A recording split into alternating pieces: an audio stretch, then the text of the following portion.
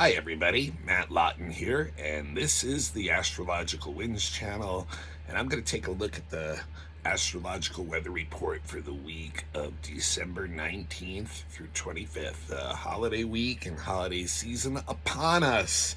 And we've got the solstice midweek, and we've got Christmas on the weekend, so there's actually altogether 6 things I wanted to talk about this week, energy wise.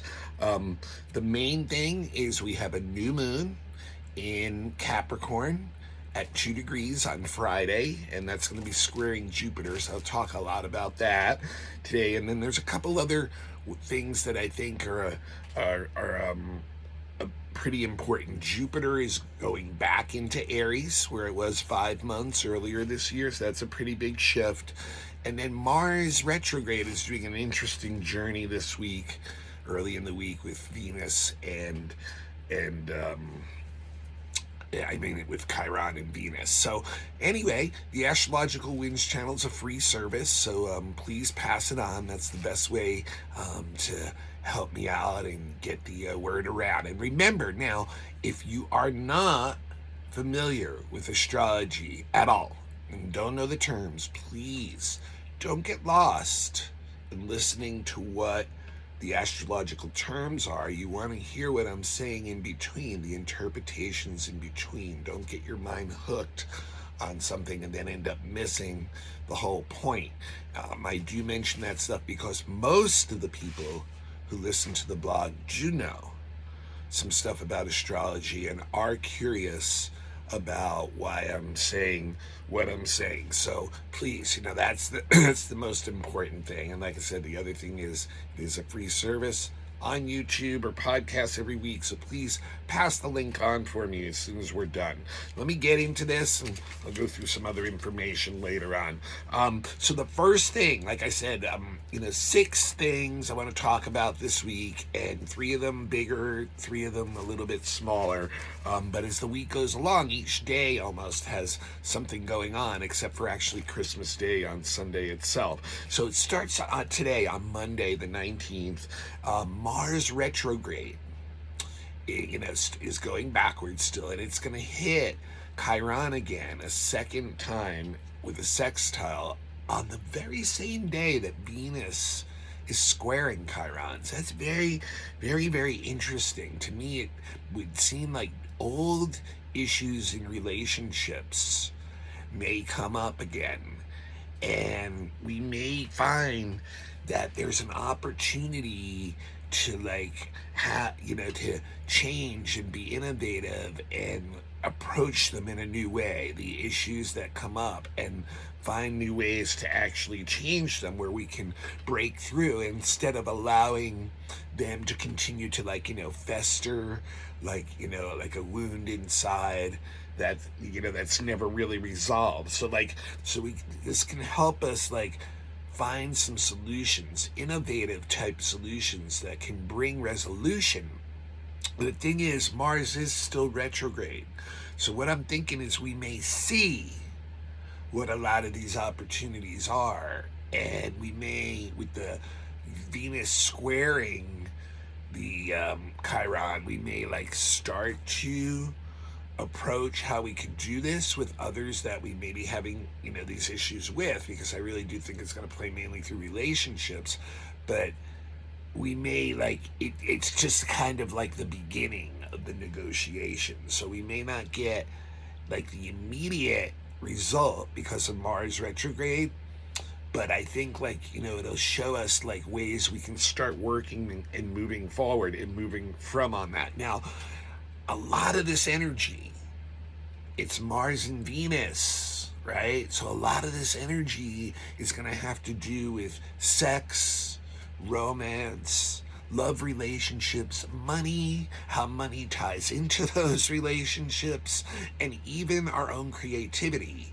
If it's not somehow being satisfied, especially in relationships, if we feel like relationships are holding them back, we kind of find ways that we can bring some balance into that.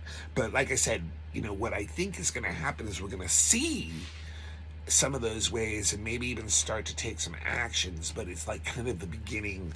It's the beginning of the climb, so to speak, a little bit. So yeah, so that's today, Monday, and then moving on to Tuesday, we have a big shift. Jupiter going into Aries, and so Jupiter was in Aries, if you remember, from May 11th of this year. Actually, it's not last year yet. Another week or so to go, to October 24th. So there was about 5 months that Jupiter was in Aries, right?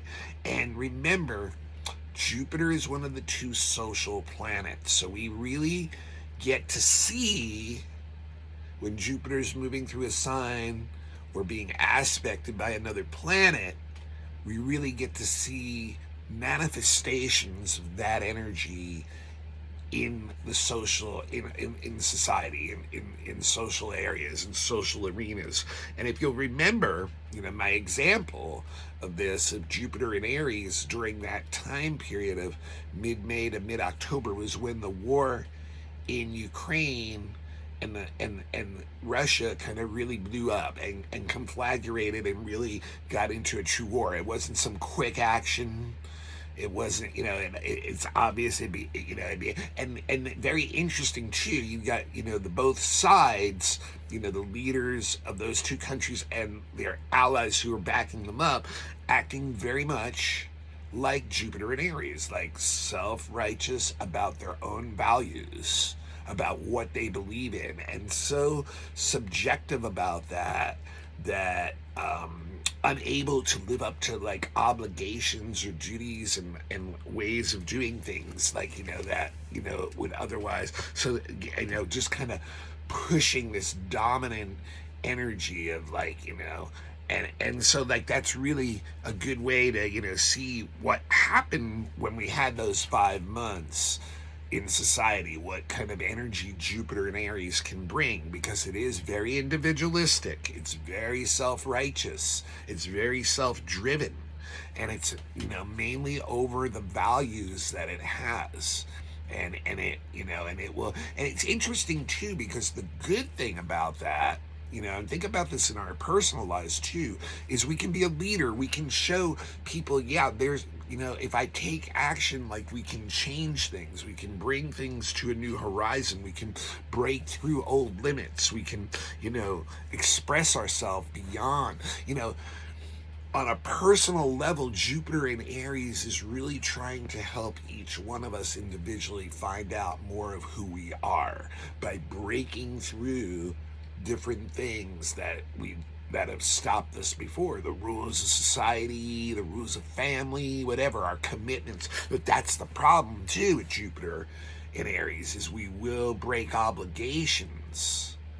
We will, if instead of going to the United Nations to try to say resolve a problem, we go to war, on a societal level. So like on an individual level, we may choose to go and do something else that we really need to do to find out more of who we are and be more aligned with our values. But at the same time, we may be breaking obligations and duties in other areas. So it's a very uncompromising energy.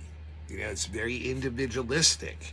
It only wants to live up to its own values. And so it has a me versus the world kind of attitude to it, Jupiter in Aries. But like I said, it really can help show the way. It's confident, it's confident and brave.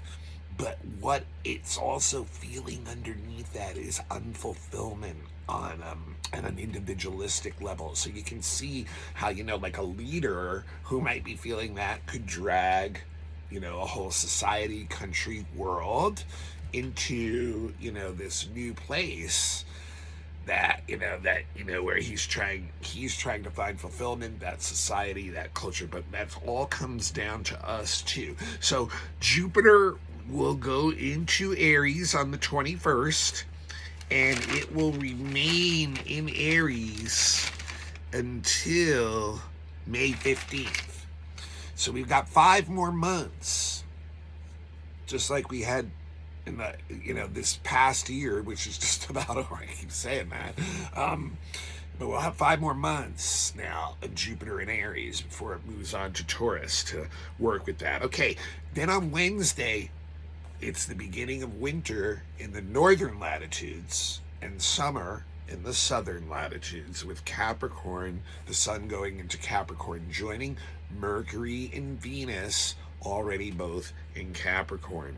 And remember, you can see Mercury and Venus in the evening twilight right now. One of the few times you can. Look for Venus, the brighter one, in the southwest sky around dusk, and then right to the left of it, much dimmer, will be Mercury. So this, Sun in Capricorn is going to, we're going to be driven by a more pragmatic and practical attitude about life. Our motivation, our drive is serious. We want practical results. We want achievements. We want recognition from the world. We want to make a mark on the world. We definitely have this serious attitude. We don't allow emotions to sidetrack us. There's a lot of wisdom in Capricorn that's based on the past, that is based on, we know this system works, and why would we want to risk going outside that system? But interestingly enough, we will talk about the new moon in a minute, and that's exactly what this new moon in Capricorn wants us to do. So anyway, so it'll be a month, of course, of the sun. And listen, everybody, I'm going to do an extra, for those of you who are interested in mundane, that is the political, social astrology, I am going to do the solstice chart, set for Washington, D.C., so we can look at the United States for the next 3 months to a year. A lot is indicated in that solstice chart, so I'll look at that. That's going to be a separate blog. I don't have the time to get that into this blog, and it's for people who are more interested in the political and social currents of what may happen in the next 3 to 12 months, especially in relation to the United States. So look for that. I'll probably do that in a couple days or so, sometime during this week. Okay, and then on Thursday, Venus trine Uranus, real nice. New exciting connections, new exciting relationships, new exciting entertainment and art and experiences that come into our lives that stimulate you, get you going, really something different to do, something to break out of the routine. And really nice that that's during holiday week for sure, but like alternative, different forms of entertainment and even the way we relate to others is going it can be different, so it's like just really opening up to new things, new experiences, especially through relationships and creativity and art. And then comes our new moon. So this is Friday. New moon is at 2 degrees Capricorn, so it is what we call a critical degree. The first 3 degrees, last 3 degrees of each sign are critical degrees, and it's like new moon is always a time when you plant new things, like new projects, new things you want to get going. We have a 1 month cycle, or even you could look at it as a 1 year cycle in many of these cases. But so right away we're looking at that, but we have one here in the first 3 degrees of the sign, so it's very, very potent for planting new things, new projects, new things that you want to do. So once again, it's Capricorn, guys. So like, what does that want? Capricorn, wants stability. It wants a system. It wants to feel secure. It wants to know that what we're doing now is based on things that have worked in the past.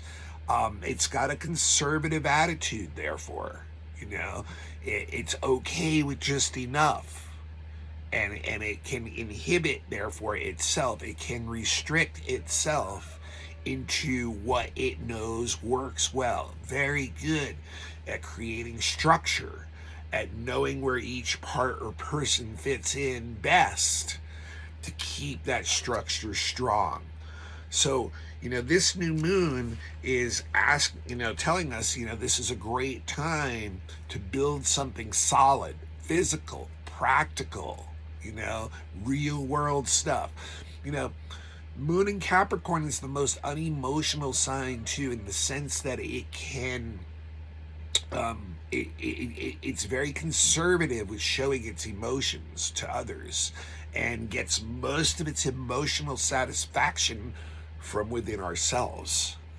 So it is not a lot. So it's really more interested. Now, what's interesting about this one, though, is that it's square Jupiter that just went into Aries. Remember, so 1 to 2 degrees, the Capricorn new moon, and that Jupiter just went into Aries. So it's square. We got a cardinal square. Now, if you remember last week, I also talked about how Ceres had just gone into Libra, actually yesterday, Sunday, and that actually created an opposition with Jupiter, which just is going into Aries. So what we got going on with the new moon is we've got a T-square among Jupiter and Ceres and the sun and moon up in Capricorn. So what's interesting is, I think this Jupiter, I just told you guys all what Jupiter and Aries is about, is wanting to push the Capricorn energy into a new place, break through the boundaries, find something new. And then, it's interesting too, the ruler of Capricorn is Saturn, who is also very much into that, what's the structure? What's the form? What's reality? What's practical? What's successful? What's achievement?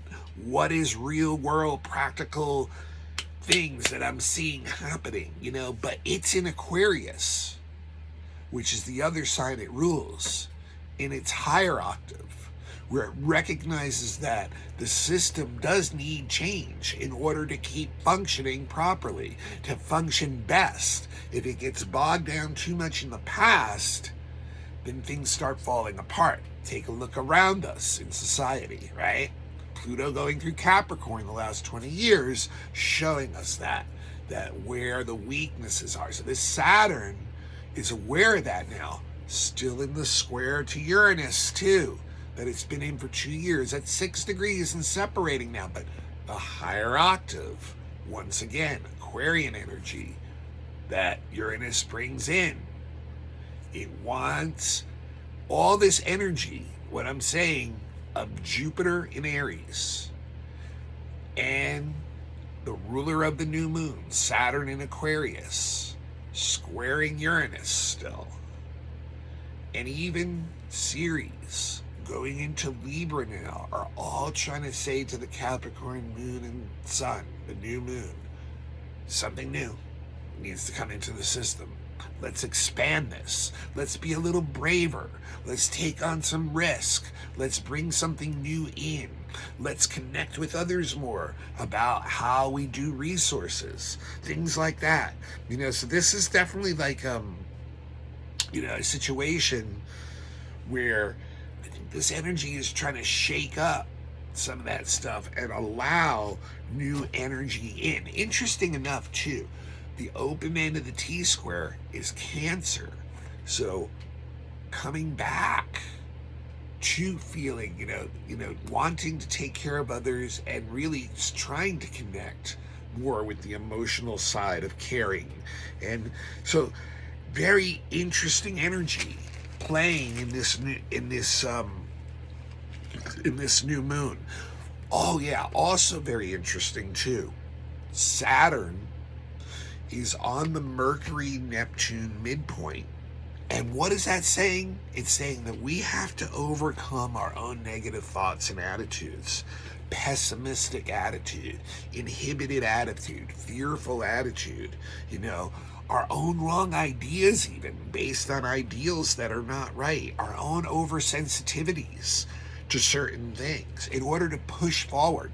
These are things that are blocking us. These are things that play into that Capricorn inhibition part of trying to control everything and not allowing anything new in, thinking all the answers are already there and have been there in the past because we've made it this far, but we're stagnating.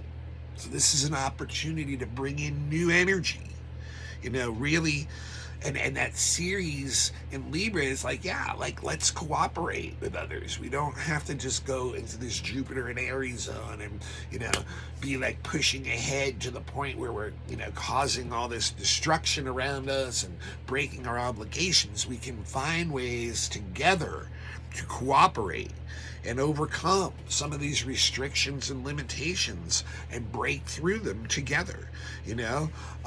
So a very interesting opportunity. Now you got to look for where 2 degrees Capricorn is in your chart. It'll be in a certain house, and whatever that house represents, it's like the 10th house of career. That's where you personally need to be looking into new ways of doing things and allowing some of that Jupiter energy in, allowing some different changes in, allowing yourself to be braver, riskier, more confident.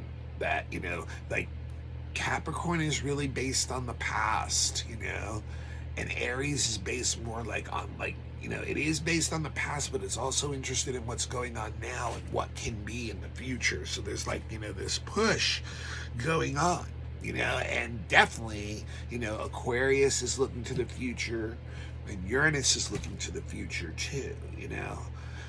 And Ceres is like, how in Libra is like, how can we do this now?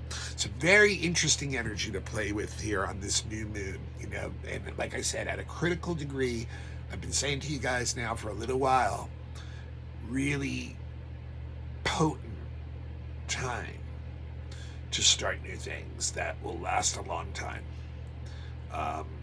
Really time to impregnate those ideas, and they can last a long time right now, you know. So, you know, let's, you know, kind of want to get into that. So, okay, and then Saturday, Christmas Eve day, we do have the exact sextile Mercury to Neptune, which is just a beautiful aspect for a holiday weekend. Just a lot of inspiration, having your ideals appeal to you, kind of feeling almost like this romanticized version of what's going on with life, fuzzy a little bit in the mind, you know, like into the abstractions and, you know, that kind of thing. Not, you know, a nice break from reality, you know, being able to connect with people who have similar ideals, philosophies, you know, things like that. And also very like understanding of others, where they're coming from. So it brings in a lot of compassion, a lot of like, understanding where other people's minds are at and being able to, you know, connect to them on that level. And also a lot of like, you know, spiritual from our own perspective, a lot of spiritual, mystical, you know, kind of interests, religious interests, ideas that can turn into art, working with words for art, things like that. But a real sweet aspect to perfect on Christmas weekend. All right, well, that's what I've got for this week. Like I said, look later on in the week. I will do a blog at some point on just that solstice chart for those of you interested in knowing what may be in store for the United States for the next 3 to 12 months, you know, politically, socially. Always a very revealing chart. All right, this is the Astrological Winds channel. I'm Matt Lawton. So if I offer this as a free service, I love to do it. Love to do it for myself. Love to do it for you guys. Put time into it every week. And what I'd ask for you is to just spend about 10 seconds passing the link on to someone else you know. And I know you've already done that probably, but there's also someone else you know too. The blog's been growing organically like that. I think it's really an authentic way for it to grow. I really appreciate the feedback. If you have a YouTube account, become a follower of the Astrological Winds channel and turn on your notifications. Then you'll know whenever, you'll get notified whenever I have posted a new blog. Also, blog is just me right now talking to the camera most of the time. Sometimes I show a chart, like the next one I will be showing the solstice chart. But there's really no need for you to watch a screen. You know, it's really listening to what I'm saying, to get the ideas of the energy so that you can become self-empowered this week and use those energies the best way you feel that works for you in your life. So podcasts, it's available on all kinds of podcasts. All you got to do is go to your favorite podcast and look up Astrological Winds channel, and you can do it while you're jogging or walking or driving or shopping, or not having to be attached to watching a screen. It's very freeing that way to be able to do it, to hear it some other way. Walk out in nature. It's probably a better way. You might absorb it even better. So it's available on all kinds of podcasts. It's brought out there by Buzzsprout. Put out there by Buzzsprout. It's Spotify, Apple iPodcasts, Reveal. There's about 25 of them that pick it up. And it's actually gotten into the top 50% of podcasts now, I've been told, like, just based on the amount of people listening to it per week, which of course is not some phenomenal amount, but it's still, like, once again, growing. So also Instagram. If you have an Instagram account, Astrological Winds channel is on Instagram, and I post the link there. And not only that, I post extras every week on certain days, or most weeks anyway, on certain days, on stuff that's going on that day that's really, kind of highlighted that I didn't have time to talk about. And that's always just in a comment. It's nothing committed for listening or watching. All right. And also, the one other place I do post the link is my private Facebook account. You have to ask me for a friend request. And remember, I only use Facebook mainly just for the astrology guys, so it's not really a social forum for me. So yeah, Matthew Lawton is what you want to do the friend request to. My name, Matthew, with 2 T's, Mattthew, Lawton, Lauten. If you'd like to give a donation, no amount is too small to the blog. My Venmo is the same thing, at the symbol at, then Matthew again, 2 T's, capital M, a hyphen or dash in the middle, and capital Lauten. The best way you guys can support me is I've been a professional astrologer for 20 years now. I give all kinds of readings. You really need to have your birth chart done if you've never had it done or haven't done it well and don't really understand it. I recommend a predictive reading every year around your birthday so that you know what this year coming ahead, how the planets are affecting you and the energy you're working with. It's just like this weekly weather report that I do every week for all of us, except it's just for you for a whole year.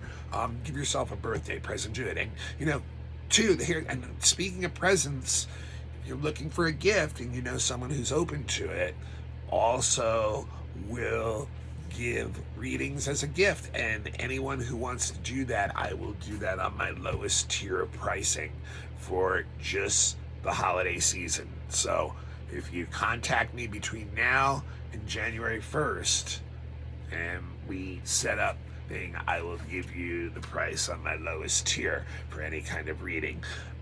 Also do relationship readings for guys, people who've just met, or if you've been in a relationship a long time and it's really developed into its own entity and you just want to see where that's heading. Relocation in astrocartography, if you're thinking about moving somewhere else, you can see how those planets line up at that place, what influence, or if you're trying to get under the influence of a certain planet, we can see what parts of the world be helpful for that. Fixed star readings for people who are really into, deeper soul purposes, very mystical, very revealing, very interesting reading.